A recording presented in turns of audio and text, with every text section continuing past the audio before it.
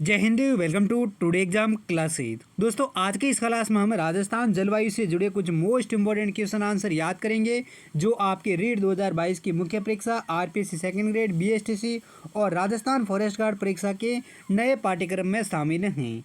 अगर दोस्तों आप भी इनमें से किसी कंपटीशन एग्जाम की तैयारी कर रहे हैं तो इस वीडियो को लास्ट तक जरूर देखें और इन राजस्थान जलवायु से जुड़े in most important question answer को जरूर याद करें, क्योंकि दोस्तों ये राजस्थान जलवायु से जुड़े क्वेश्चन हैं जो आपके हर कंपटीशन एग्जाम में 3 से 4 क्वेश्चन जरूर देखने को मिलते हैं। इसलिए इस वीडियो को लास्ट तक जरूर देखें और इन सभी क्वेश्चनों को आप जरूर याद करें। तो चलिए देखते हैं आज का पहला क्वेश्चन। पहला क्वेश्चन है, केवलादेव घना पक्षी अभयारण्य राज्य के किस जलवायु प्रदेश में स्थित हैं? तो इस सवाल का सही जवाब देगा ऑप्शन बी यानी केवलादेव घना पक्षी अभयारण्य है जो राजस्थान के उप आर्द्र जलवायु प्रदेश में स्थित हैं। और उप आर्द्र जलवायु प्रदेश में राजस्थान के धौलपुर, सवाई माधोपुर, भरतपुर, कोटा, बूंदी और टोंक जिले हैं वो इसी जलवायु का हिस्सा हैं। और इस जलवायु के प्रदेश में वार्षिक औसत वर्षा है वो 60 से 80 सेंटीमीटर तक होती हैं। अगला नेक्स्ट दूसरा क्वेश्चन है, राजस्थान में जंगल की ज्वाला किस वृक्ष को कहा जाता है?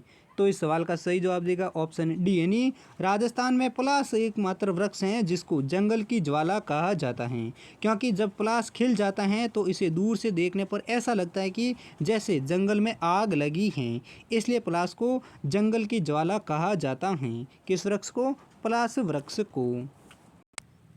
नेक्स्ट अगला तीसरा क्वेश्चन है, 80 से 150 डिग्री औसत वार्षिक वर्षा एवं 30 से 34 डिग्री औसत वार्षिक तापमान राज्य के किस जलवायु प्रदेश की विशेषता हैं?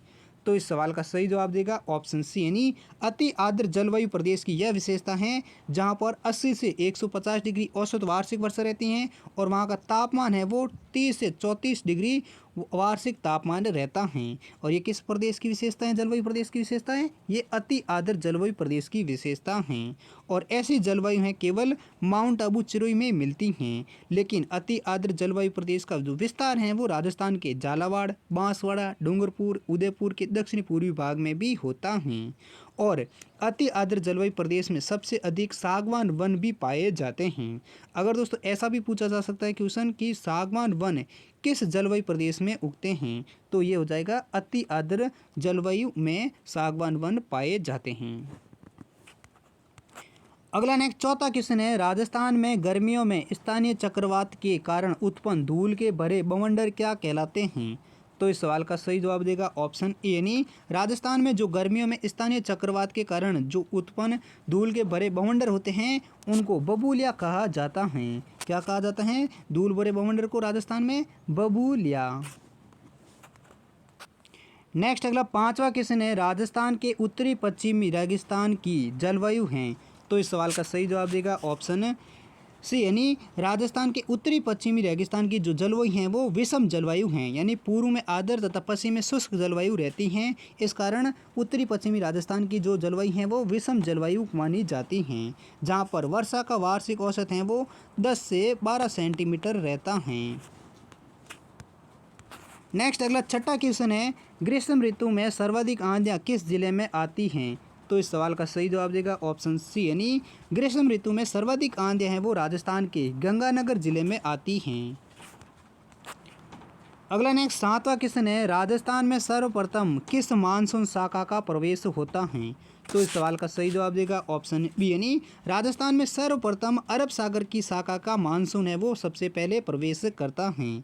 और अरब सागर की शाखा का मानसून है वो राजस्थान के बांसवाड़ा जिले में सबसे पहले आता है, यानी अरब सागरीय मानसून राजस्थान के किस जिले में आता है? सबसे पहले बांसवाड़ा जिले में।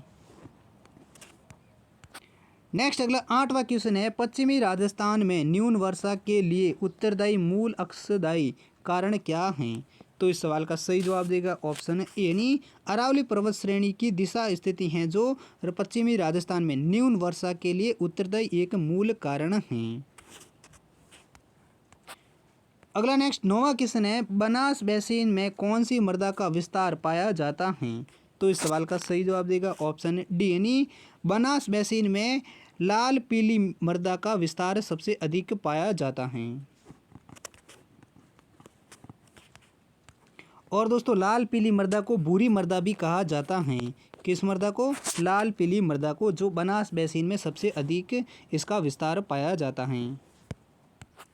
नेक्स्ट अगला 10वां क्वेश्चन है, राजस्थान के किन जिलों में वार्षिक वर्षा में विषमता का प्रतिशत सर्वाधिक है? तो इस सवाल का सही जवाब देगा ऑप्शन सी, यानी राजस्थान के बाड़मेर और जैसलमेर जिलों में वार्षिक वर्षा में विषमता का प्रतिशत सर्वाधिक है। किन जिलों में? बाड़मेर और जैसलमेर जिलों में। अगला नेक्स्ट 11वां क्वेश्चन है, राजस्थान में भारतीय मौसम विभाग की वेधशाला कहाँ स्थित है? तो इस सवाल का सही जवाब देगा ऑप्शन सी, यानी राजस्थान में भारतीय मौसम विभाग की वेधशाला है वो राजधानी जयपुर में स्थित हैं। नेक्स्ट अगला 12वां क्वेश्चन है, क्षेत्रफल की दृष्टि से राजस्थान का सबसे बड़ा कृषि जलवायु खंड कौन सा है? तो इस सवाल का सही जवाब देगा ऑप्शन सी, यानी क्षेत्रफल की दृष्टि से राजस्थान का सबसे बड़ा कृषि जलवायु खंड है वो शुष्क पश्चिमी मैदानी खंड है। यानी शुष्क पश्चिमी मैदानी खंड है जो राजस्थान का सबसे बड़ा क्षेत्रफल की दृष्टि से कृषि जलवायु खंड है। नेक्स्ट अगला 13वां क्वेश्चन है, पूर्वी राजस्थान की जलवायु है? तो इस सवाल का सही जवाब देगा ऑप्शन ए, यानी पूर्वी राजस्थान की जो जलवायु है वो उप आर्द्र जलवायु हैं और इस क्षेत्र में लगभग 50 सेंटीमीटर वर्षा रेखा विभाजित होती हैं और यहाँ वर्षा 50 से 60 डिग्री भी रहती है और 40 से 60 भी रहती हैं और इसमें मुख्यतः अलवर, जयपुर, अजमेर, पाली, जालोर जिले आते हैं। यानी पूर्वी राजस्थान में कौन कौन से जिले आते हैं?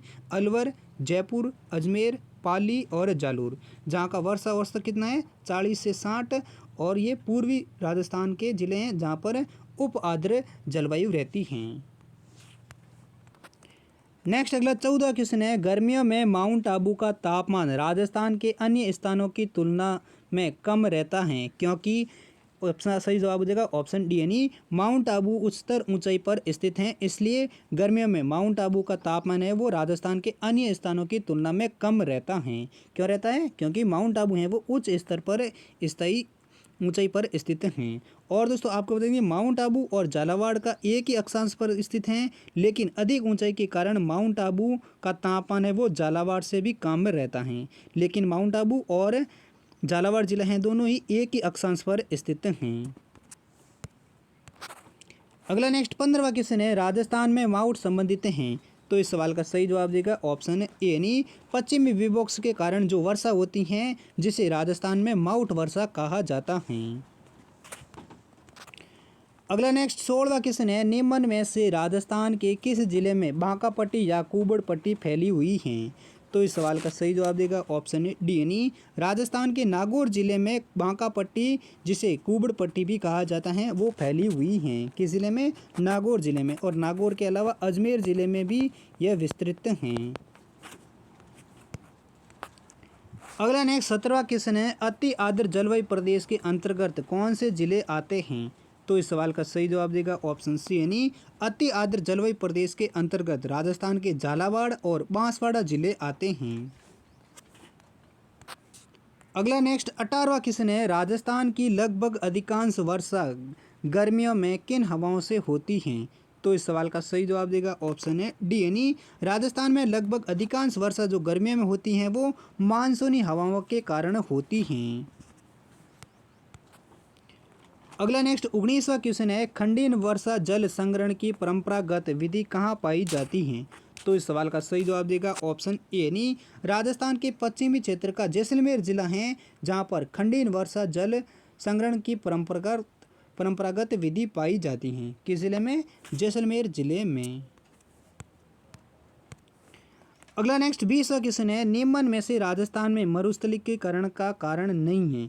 तो इस सवाल का सही जवाब देगा ऑप्शन ए, यानी सौर ऊर्जा उत्पादन है जो राजस्थान में मरुस्थलीकरण का कारण नहीं है, जबकि जनसंख्या का दबाव है ये भी राजस्थान में मरुस्थलीकरण का कारण है, अतिचारण भी राजस्थान में मरुस्थलीकरण का कारण है, वनोन्मूलन भी राजस्थान में मरुस्थलीकरण का कारण है, जबकि सौर ऊर्जा उत्पादन है वो राजस्थान में मरुस्थलीकरण का कारण नहीं है। अगला नेक्स्ट 21वां क्वेश्चन है, जून माह में सूर्य किस जिले में लंबवत चमकता है? तो इस सवाल का सही जवाब देगा ऑप्शन सी, यानी जून माह में सूर्य है वो बांसवाड़ा जिले में लंबवत चमकता है। अगला नेक्स्ट 22वां क्वेश्चन है, राजस्थान का सबसे शुष्क स्थान फलोदी किस जिले में स्थित हैं?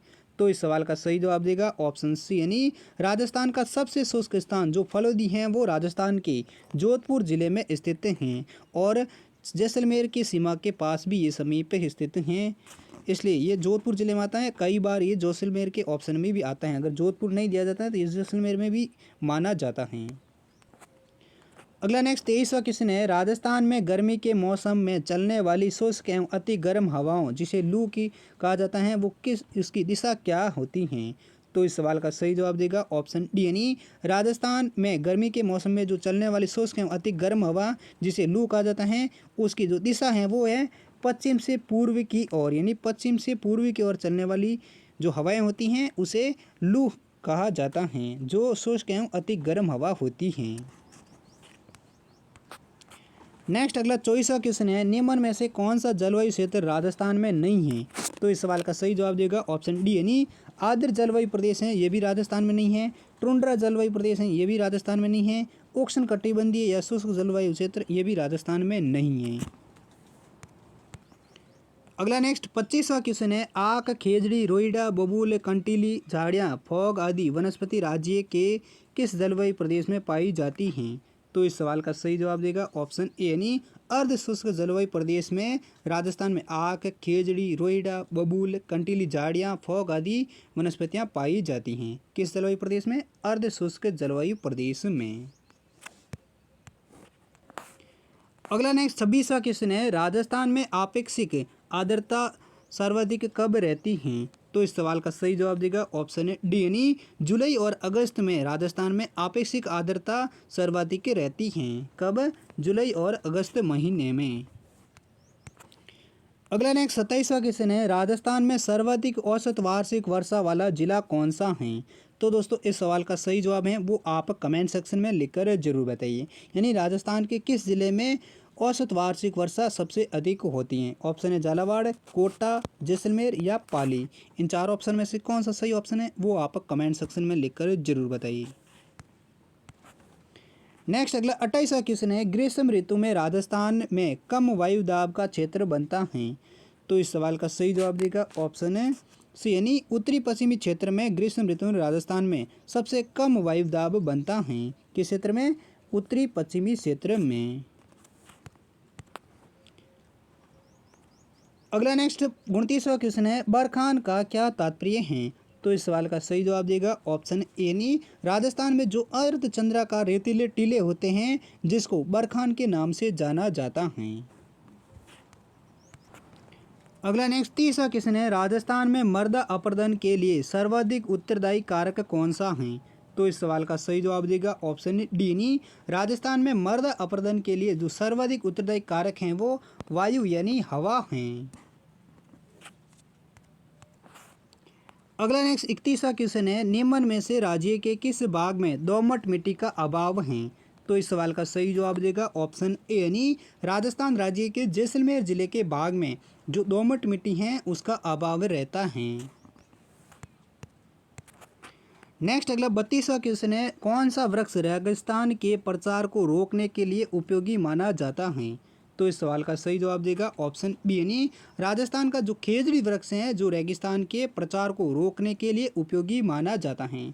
कौन सा वृक्ष जो रेगिस्तान के प्रचार को रोकने के लिए उपयोगी माना जाता है? खेजड़ी वृक्ष। इसी प्रकार नेक्स्ट अगला अंतिम 33वां क्वेश्चन है, राजस्थान में भूरी मिट्टी का प्रचार है? तो इस सवाल का सही जवाब है वो आप कमेंट सेक्शन में लिखकर जरूर बताइए, यानी राजस्थान में भूरी मिट्टी का प्रचार सर्वाधिक कहाँ पर है? तो ऑप्शन है पश्चिमी राजस्थान में, बनास नदी के पूर्व में, हाड़ौती के पठार में या राजस्थान के दक्षिणी भाग में। तो इस सवाल का सही जवाब कौन सा है ये आप कमेंट सेक्शन में लिखकर जरूर बताइए।